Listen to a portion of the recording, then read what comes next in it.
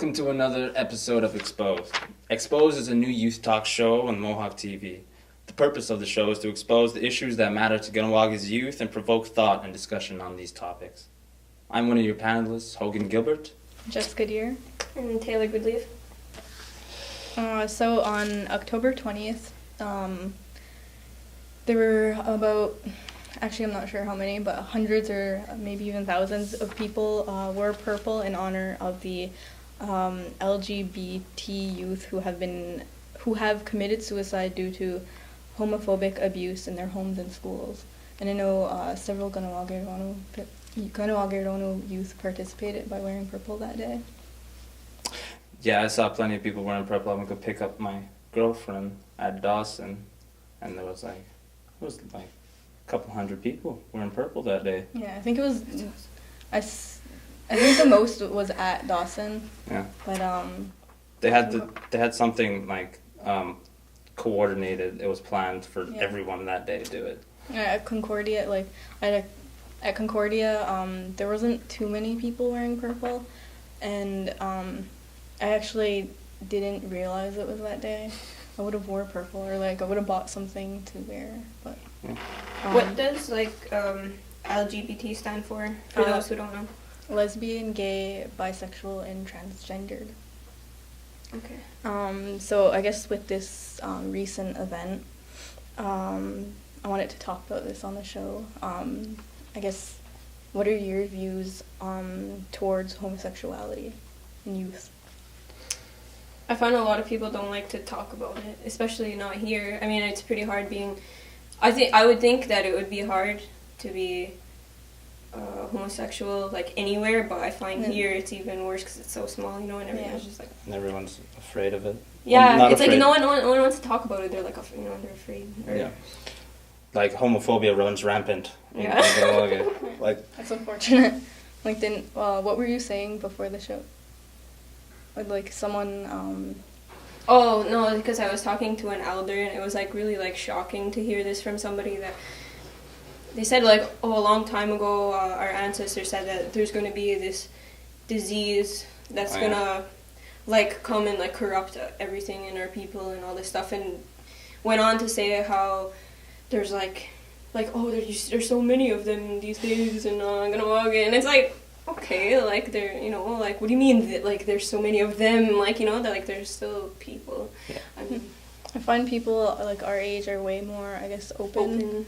That you, for myself, I don't care if people are gay or lesbian or whatever, that's their choice, and it's not something, I'm against, or it's not something that, I guess it's neutral, and, it's just because, they're, we all know someone who is, gay in, these days, so, Yeah, this generation is a lot more accepting of homosexual teens, and, I think the people that are homophobic are, the older ones, and the ones that really,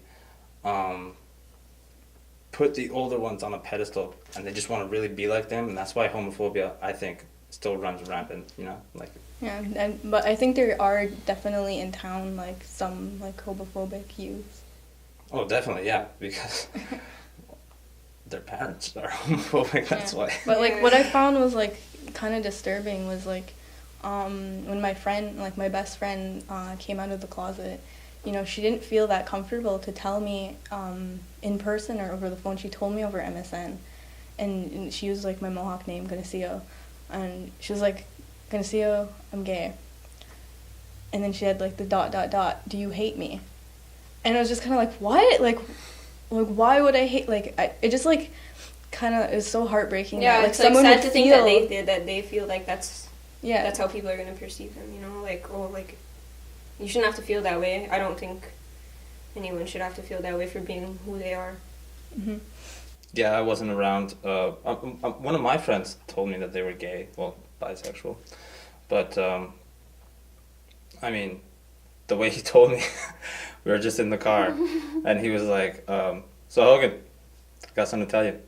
I was like, yeah, and he told me, I was like, oh, okay. Yeah, I know, it's kind of like a whatever. Yeah.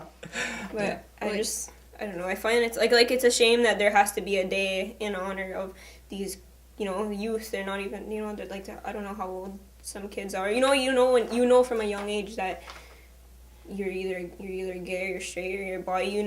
So I mean, that's sad that they have to feel like they have to take their life. Yeah. For that, I don't know, it's not right. And I just can't imagine,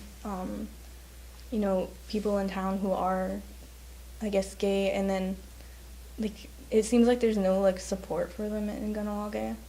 That's why most of them move away. I mean, my brother, he's gay. He moved out of town.